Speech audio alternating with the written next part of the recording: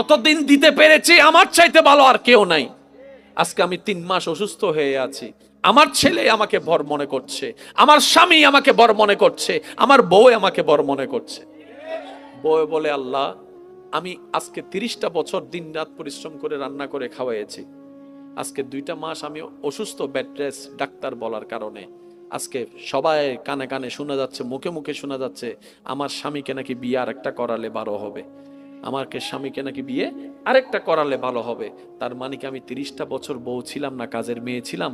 আমারও তো একটা প্রশ্ন থেকে যায়, আমার অবদানটা কোথায়? প্রত্যেকটা জনের চেহারার মধ্যে হাসি আছে, কিন্তু মনের হাসিটা নাই।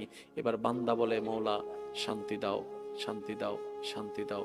রব বলে যে, যে শান্তি তোমরা তালাশ করছো, আমি রবের দরবার ছাড়া ওই শান্তি আর কোথাও পাবা না, আর কোথাও পাবা না।